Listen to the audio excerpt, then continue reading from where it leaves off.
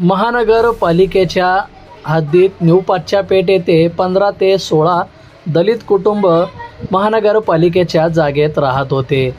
अतिक्रमणच्या नावाखाली त्यांची घरे पाडून त्या ठिकाणी बेकायदेशीर लोकवस्तीमध्ये पार्किंगची सुविधा महानगरपालिकेने करून दिली. महत्त्वाचे म्हणजे शासकीय सुट्टी दिवशी ठराव मंजूर करून ती जागा पार्किंगसाठी दिली. याच्या विरोधात मागील 6 ते 7 महिन्यांपासून दलित कुटुंब व सामाजिक कार्यकर्ते न्याय मागण्यासाठी महापालिकेच्या चक्रा मारत होते, परंतु त्यांना न्याय मिळत नसल्याने त्यांनी सामूहिक आत्मदानाचा इशारा दिला होता. आज रोजी महापालिकेत पार्किंगसाठी दिलेला राखीव ठराव रद्द करा या मागणीकरिता दलित कुटुंबाने अंगावर डिझेल ओतून सामूहिक आत्मदानाचा प्रयत्न केला. यावेळी एकच खळबळ उडाली. वेळेवर सुरक्षा रक्षकांनी व पोलीस कर्मचाऱ्यांनी हस्तक्षेप केल्यामुळं मोठं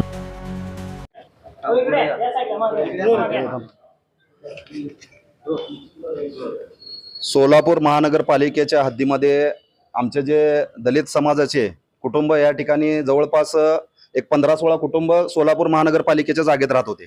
अतिक्रमण विभागाच्या नावाखाली यांचे घरं पाडून त्या ठिकाणी बेकायदेशीर लोकवस्तीमध्ये पार्किंगची सुविधा करून दिली महापालिकेने, आणि तो पण ठराव रविवारी.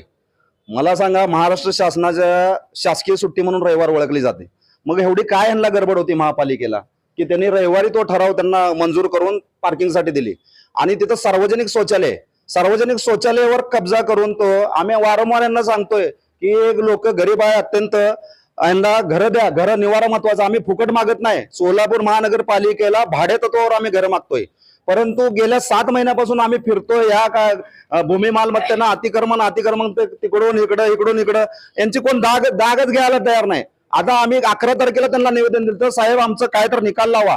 गेल्या 8 दिवसापासून आंदोलनाला बसलो, आमची दखल न घेतल्यामुळे आम्ही 11 तारखेला निवेदन दिलं. साहेब आम्ही 25 तारखेला आत्मदान, तरी देखील अजून आम्हाला पत्र नाही, कसलंच काय नाही.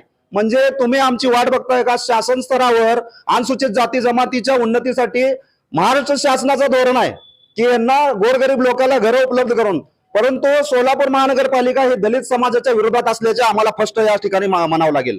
आणि या मागणीसाठी आम्ही स्वतः आत्मदहन करून घेण्यासाठी इथं आलो. इथं तेव्हा त्यांना लक्षात येते की अरे बाबा हा विषय गंभीर आहे. मग एवढ्या दिवस सोलापूर महानगरपालिका काय झोपली होती का, हा आमचा प्रश्न आहे.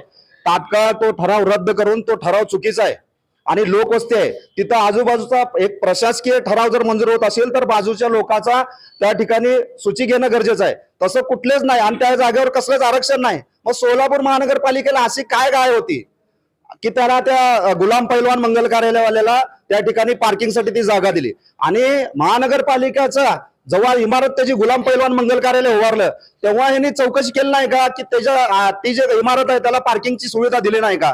मग हे सगळ्या गोष्टी पैसेवाल्याला एक कायदा आणि गरीबाला एक कायदा असं म्हणावं लागेल.